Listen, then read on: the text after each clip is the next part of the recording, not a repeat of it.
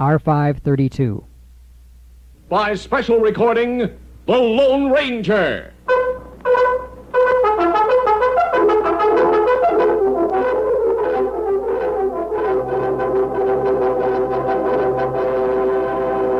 Hi-yo, Silver! A fiery horse with the speed of light, a cloud of dust, and a hearty Hi-yo, Silver! The Lone Ranger.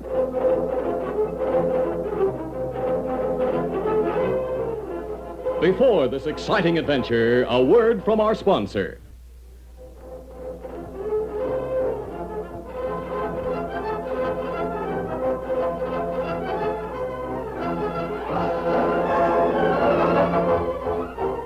With his faithful Indian companion Tonto, the daring and resourceful masked rider of the plains led the fight for law and order in the early western United States. Nowhere in the pages of history can one find a greater champion of justice. Return with us now to those thrilling days of yesteryear. From out of the past come the thundering hoofbeats of the great horse Silver. The Lone Ranger rides again. Come on, Silver. Let's go, big fellow. I'll Silver! Hooray!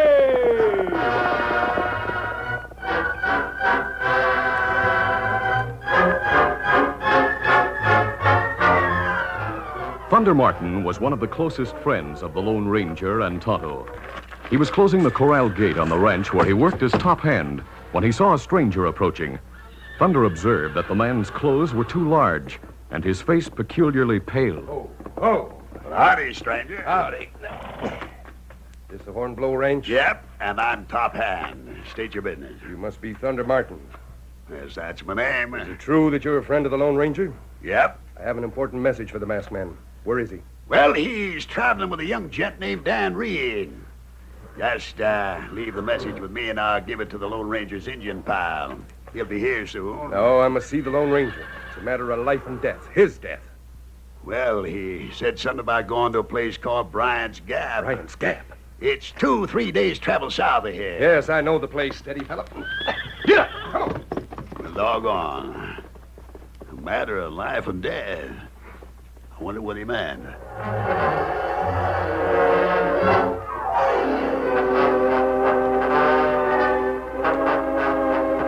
That night found the Lone Ranger and his teenage nephew Dan Reed camped in mountainous country west of Bryant's Gap. After leaving Thunder Martin, they made a side trip to visit the Lone Ranger's secret silver mine. Dan met the trusted old man who lived there, working the mine and refining the ore necessary to provide silver for the Lone Ranger's bullets and his own simple needs. My brother and I discovered that mine long ago, Dan, before you were born. Well, that was before you and my dad joined the Texas Rangers, wasn't it, sir? Yes. When we joined the Rangers, we couldn't work the mine, so we kept the location a secret. Your father's share of that property is now yours, Dan. Someday, you may become very wealthy by starting large-scale operations there. Oh, I don't care about that. I just want to travel with you and Tonto. Thanks, Dan. But later, I'd like to discuss that with you. How soon will we reach the place where Dad is buried? We'll be at Bryant's Gap the day after tomorrow. Well, that's the... Yes, the anniversary of your father's death. Yes. I'll always remember that day. The things that happened completely changed my life. Your life. In fact, the lives of many people. Your father and I were in a group of 6 Texas Rangers who were trailing the Cavendish gang. That was a powerful gang, wasn't it? Yes, Dan. Butch Cavendish and his outlaw followers terrorized the entire Southwest. We heard that the gang was hidden in a canyon known as Bryant's Gap.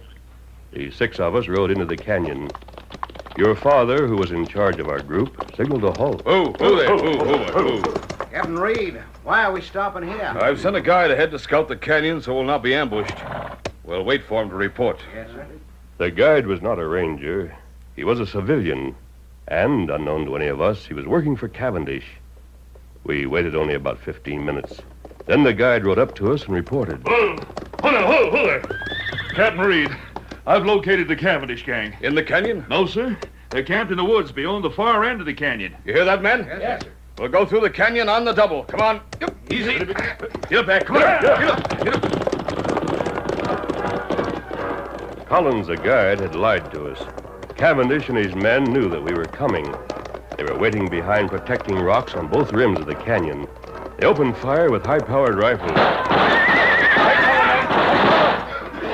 Our horses went down, and the 6 of us were trapped on the canyon floor. 3 of us were wounded in the opening volley. We found meager protection behind rocks and returned the fire.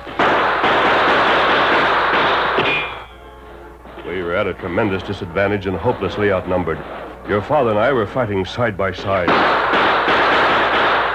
We both had several wounds. And then your father said, This can't go on much longer. Listen to me while I'm able to talk. My wife and son are on their way from the east. If you survive, I know you'll take good care of them. And I knew that nothing short of a miracle would bring any of us through that fight alive. But I nodded to your father. And then he said, I'll count on you to resign from the Rangers and work that silver mine we staked out. See that my son and his mother get my share of the mine and get... Oh! Your father was struck by a fatal bullet. That's the last I remember of the fight.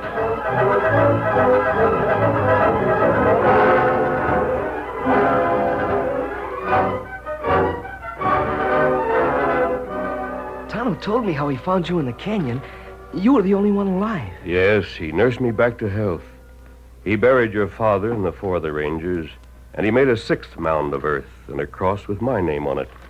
So the Cavendish gang would think there had been no survivors. Was it Tonto's idea to wear a mask? Yes, Dan. He made my first mask out of the black cloth in my brother's vest. At first, I posed as an outlaw. That made it easier to run down the men in the Cavendish gang. How long did it take to get them all? Years, Dan. Last of all, we captured Cavendish himself. Did the law hang him and his pals? Some were hanged. Cavendish and several others went to jail for life. Since then, they've all died. Except Butch Cavendish. He's in the territorial prison. Took you a long time to find me after you'd become the Lone Ranger. Yes, Dan. A long time. How did you know I wasn't massacred by the Indians who attacked our wagon train? I didn't. But when I heard of that massacre, heard that there were no survivors, some inner sense seemed to tell me that my brother's son still lived. So I never abandoned the search for you. And I finally found you. Now we better turn in and get some sleep. We're breaking camp at dawn. That night, the men who had stopped to talk to Thunder Martin camped on the trail far north of Bryant's Gap. And that night, Tonto returned to the Hornblow Ranch. After turning his paint horse into the corral, the Lone Ranger's Indian friend rapped on the door of the bunkhouse where Thunder Martin lived. What, Tonto? How, Thunder? Well, come on in. Doggone, I'm glad to see you. Sit down, Tonto.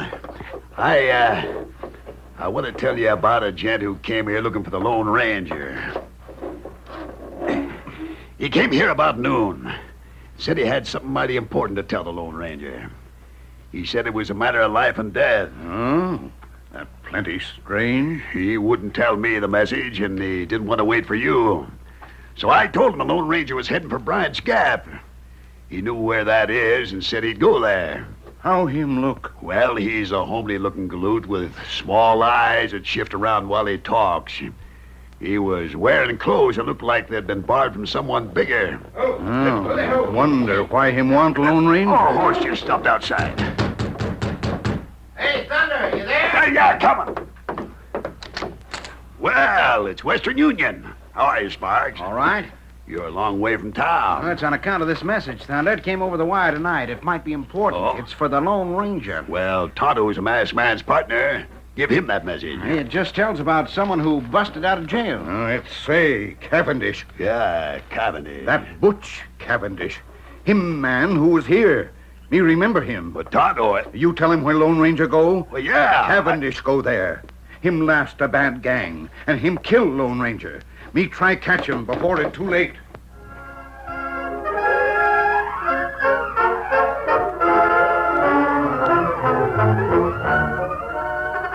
The curtain falls on the first act of our Lone Ranger adventure.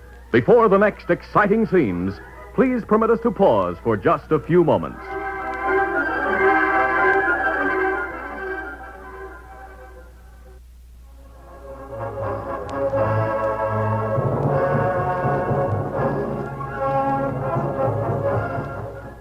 Now to continue.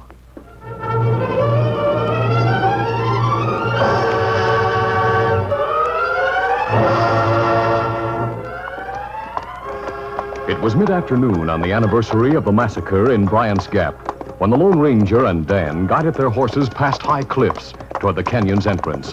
The ground was littered with rocks of all sizes, some as large as a fair-sized house. When the horsemen came alongside a particularly big boulder that stood a few yards from the base of the cliff, the masked man drew rein. Stop here, Dan. Oh, Victor, hold my hope. Golly, this is rough country. It hasn't changed a bit since that day, years ago. And just ahead of us, there's a gap in the cliff. Is that the entrance to the canyon? Yes, Dan. Please turn the cassette over and begin again on side 2.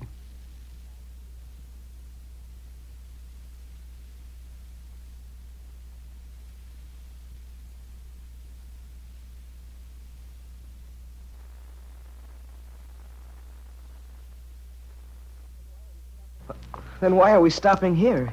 Isn't that where we're going? Yes, we leave the horses here in the shade of the boulders, Easy. Steady, boy, yes, sir. Dan, there's the entrance to the cave. Oh, is that where Tonto brought you after he found you wounded in the canyon? Yes, that's where I first put on a mask and became the Lone Ranger. Is it far to Dad's grave? No, he's buried right at the entrance to the gap. We'll go there now.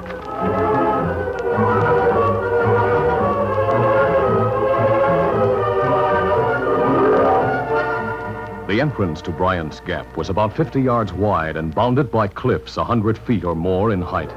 Masses of rock that had been broken from the cliffs by countless years of wind and storm were piled along the sides of the canyon. Near the western side of the entrance, there was a little plot of grassland. Here, Dan Reed saw 6 mounds of earth, each marked by a crudely fashioned cross.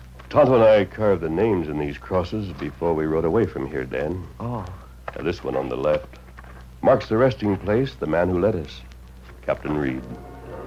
My dad. One of the finest, most courageous men who ever lived. You're going to be just like him. I want him to be proud of me. He is. Believe me, Dan, he's proud of you. These others, Jim Bates, Sam Cooper. Jack Stacy and Joe Brent, Texas Rangers. This one, the 6th cross. My name is on it, Dan. Yes, I see. That's why Cavendish and his gang thought all of us were dead. They never knew that one Texas Ranger became the Lone Ranger. Oh, Dan! A shot! Come here and keep down. Moving with lightning speed, the Lone Ranger grabbed Dan's arm and leaped to the shelter of nearby rocks. And the masked man was none too soon. The 3rd shot brushed his shoulder. Keep your head down. Who's firing at us? I don't know. I didn't even see where the shots were coming from. I did. There's a man on top of the cliff on the far side. You're hit. It's nothing, just a scratch. Gosh, he seems determined to get us. I'll return his fire. Did you get him? No, I don't expect to from here.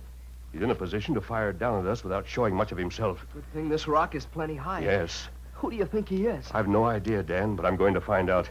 Here, take this gun. I taught you to use it. Yes, sir. I'll leave my gun belt with you. There's plenty of ammunition. But you... I'll keep one gun. Now listen carefully, Dan. Yes, sir. Reach around the side of this rock with a gun and fire in the general direction of that opposite cliff. Now? Yes, try it. But don't expose your head or shoulder. That's the way. Now fire. Good. He fired back. That's what I want. Maintain spaced gunfire to keep his attention. I'm going to the top of that cliff. I think I can reach it without being seen. But your shoulder, you're wounded. A scratch. Keep firing. The many boulders concealed the Lone Ranger as he circled wide and reached the cliff on the far side of the canyon's mouth. The cliff was difficult to climb, and the masked man was hampered by his wound. But finally, he reached the top. He was 100 yards from the edge of the canyon, 100 yards behind the gunman. He reached for the gun he'd stuck in his belt and gasped. His gun was gone. Lost it, scaling that wall. Though unarmed and dismayed, the Lone Ranger lost no time through indecision. He moved ahead cautiously and quickly, hoping that the unknown gunman wouldn't turn. The man was crouched behind a rock at the edge of the cliff. He fired intermittently, and Dan Reed's responses came like an echo. The Lone Ranger was within 50 yards of the attacker. The distance narrowed to 25 yards, then half of that. When the gunman paused to reload his weapon, it was then that the masked man spoke. Drop that gun. What the... Cavendish. You, here. I want you. I'll kill you. The masked man charged, but Cavendish was ready. The 2 men, armed only with their fists, met face to face. Cavendish swung and missed. The Lone Ranger struck a hard blow. Cavendish snarled. I've waited years to kill you. The Lone Ranger was weak from loss of blood. His blows lacked their usual force. Cavendish, on the other hand, was tough and strong from years of hard prison labor, and he knew all the foul tricks of rough and tumble fighting. He kicked and gouged, he clawed and bit. The two became locked and went down. The Lone Ranger's head struck a rock. He was half stunned. Cavendish secured a grip on his throat. Glad my gun was empty. Rather kill you with my bare hands. Weak and only semi-conscious, the Lone Ranger's fighting heart would not admit defeat. He mustered his strength for a final mighty effort and wrenched free. He rolled away from Cavendish, then lay flat on his back, his head scant inches from the edge of the cliff. Cavendish leaped to his feet. I'll get you. I'll strangle the life out of you. I'll square things. The Lone Ranger saw the outlaw coming, arms extended, fingers reaching for a death grip. He thought, My last chance. My life or his. All right, Cavendish. You.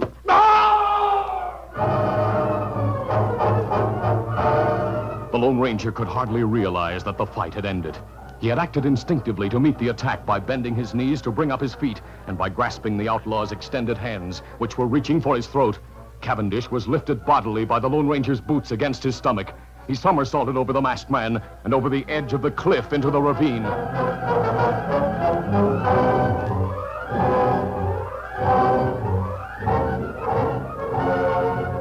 The Lone Ranger's strength gradually returned and his brain cleared.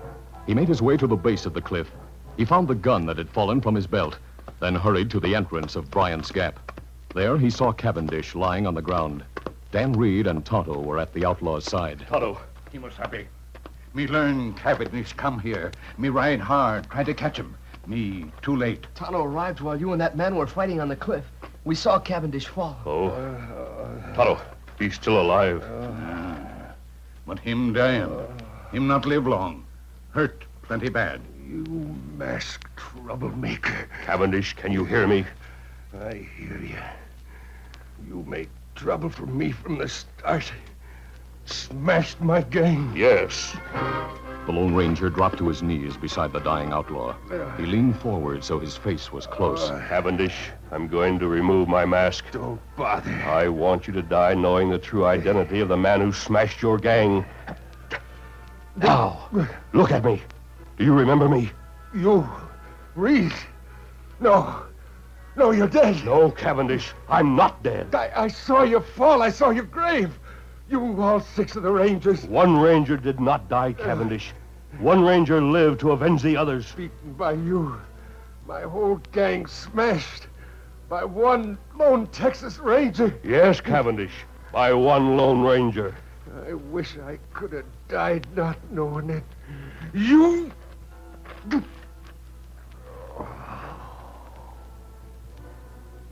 Cavendish dead. Kimasabi.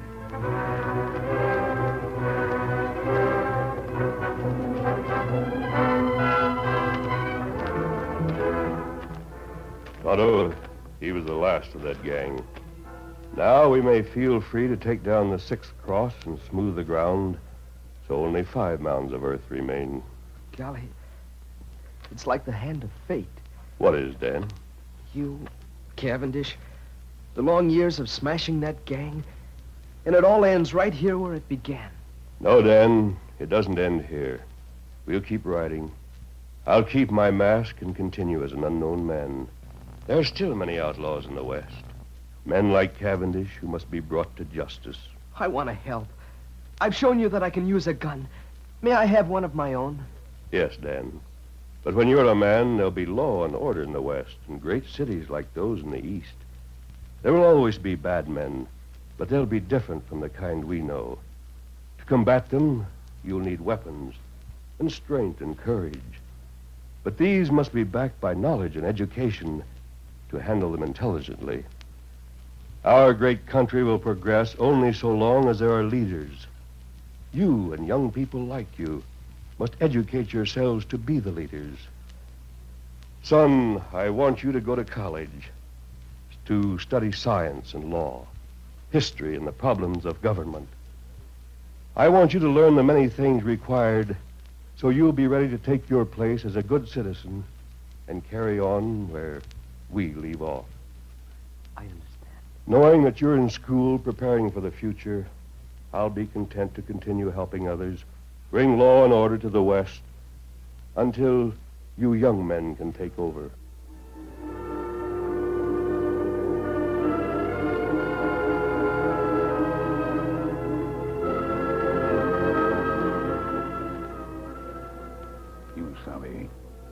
Look at Dan. Him kneeled by grave. He's close to his father, Tonto.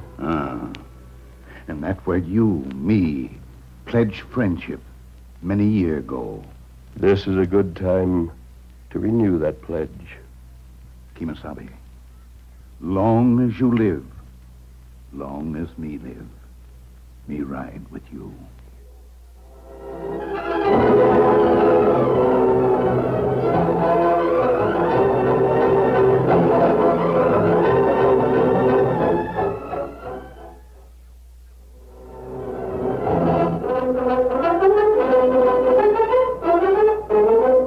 The Lone Ranger, a copyrighted feature of the Lone Ranger Incorporated, is produced by Trendle Campbell Muir Incorporated.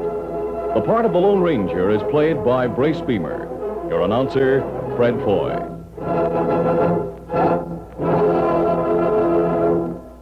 Listen to The Lone Ranger, brought to you by special recording at this same time.